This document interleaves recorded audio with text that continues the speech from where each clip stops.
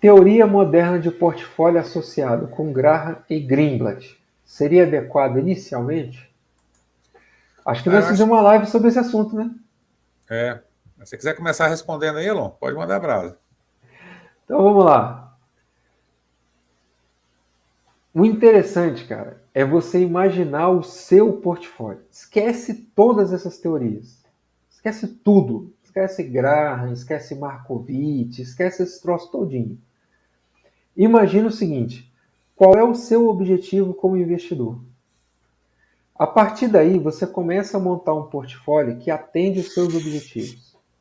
Esquece toda a teoria. Depois que você fez isso, aí você vai começar a analisar o seu portfólio sobre a ótica da teoria. Por que eu digo isso? Às vezes você olha um portfólio e você vai começar esse portfólio de uma maneira muito enviesada. Você vai querer montar um portfólio que só tem ações, porque você só entende de ações. E aí você não consegue entender por que você tem que ter fundos imobiliários, por que você tem que ter um fundo multimercado, por que você tem que ter um fundo de ações, por que você tem que ter renda fixa, por que você tem que ter ouro, metal, por que você tem que investir em um ETF.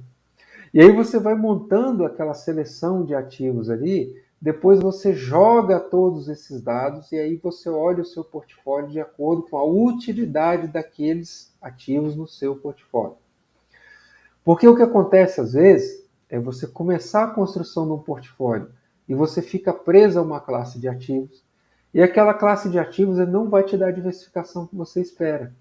Então o cara está extremamente diversificado em fundos imobiliários. Aí o Guedão fala assim, vamos tributar fundos imobiliários. Pronto, você se ferrou. Caiu o seu portfólio, você não tinha nada descorrelacionado, porque todo o seu risco estava numa classe de ativos só. Então, entender, às vezes você tem espaço para colocar uma previdência privada, ou você acessar um determinado fundo de investimento por meio de uma previdência privada, porque você está mitigando o risco de incidência de imposto de renda naqueles rendimentos, ou de, por exemplo, sucessão patrimonial.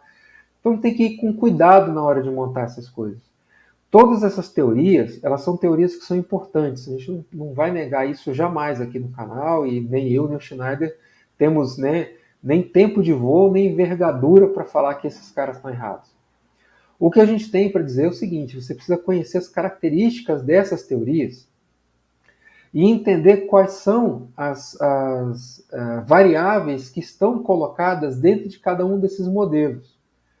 Porque às vezes você vê que tem tantas peças móveis ou tem tantas variáveis que você pode colocar que duas pessoas usando o mesmo modelo pode chegar em resultados completamente diferentes. Então assim, vou juntar o que diz Graham com o que diz... Cara, pega o princípio, né? Tem um livro do Ray Dalio que eu gosto muito, já recomendamos aqui algumas vezes no canal e também recomendamos nos 2 ou 3 treinamentos que a gente já fez, que chama Princípios, em que ele fala o seguinte, mais do que uma regra, é interessante que você tenha princípios, porque a regra é engessada, né? Você tem aquele momento ali, você tem as variáveis que você estabelece, fala, ó, se isso aqui acontecer, eu vou fazer tal coisa. Mas tem momentos em que você abstraindo, você dando um passo atrás, né, e você colocando princípios, você consegue muito melhor resultado, porque você vai ter ali a disciplina, né? A disciplina de não fazer determinadas coisas, mas caso aconteça um determinado cenário, você consegue reagir de uma mesma maneira, né? Então o princípio às vezes é mais importante do que a regra, você entender o que envolve essas teorias faz mais sentido às vezes do que você seguir a teoria propriamente dita. Então, a gente falou aqui, né, poxa, você começa com Graham, o cara escreveu o livro há quanto tempo?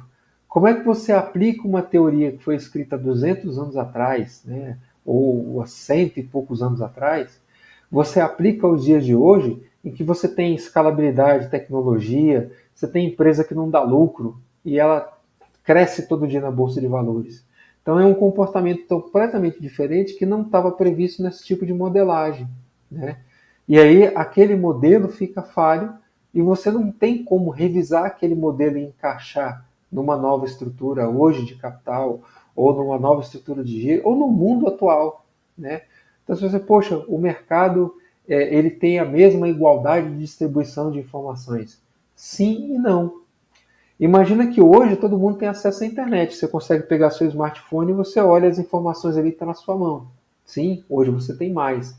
Mas na época dessas pessoas, a cotação de bolsa de valores era escrita no giz. E tinha um cara que escrevia na parede essa cotação e que o cara escreveu, ela já passou. Em seguida, ele já está escrevendo outro ticket, depois outro ticket, depois outro ticket. Quando ele volta para revisar as cotações, ele já teve que revisar 50, 70 ativos que estão ali na frente e aquela precificação já mudou completamente quando os negócios aconteceram fora daquela cotação. Então, cuidado, né, em misturar os cabos, que às vezes são cabos muito diferentes, e cuidado também em seguir um cabo só, porque aquele cabo pode não fazer mais, fazer você chegar ao ponto em que você quer chegar. Alguma coisa aí, meu amigo Chino? Assim, eu acho que a questão de fórmula, né, não é uma coisa fácil de você fazer, né? Eu acho que são leituras interessantes, né, tanto do livro os livros, né, do Graham quanto do Joel Greenblatt.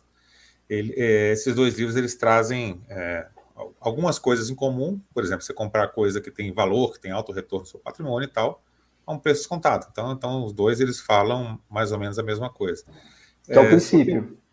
que são princípios, né? Mas só que tudo não se resume a isso. Você tem que conhecer o negócio, tem que fazer sentido, né? Não adianta você falar, não, o ROI dessa empresa aqui está excelente, né? Aí você não sabe o que é o ROI, que o patrimônio líquido você pode ter um patrimônio líquido muito baixo, por isso que você tem um ROI alto, né? Mas você tem uma empresa muito endividada, então você tem vários critérios que você tem que estudar antes de você chegar simplesmente numa fórmula, né?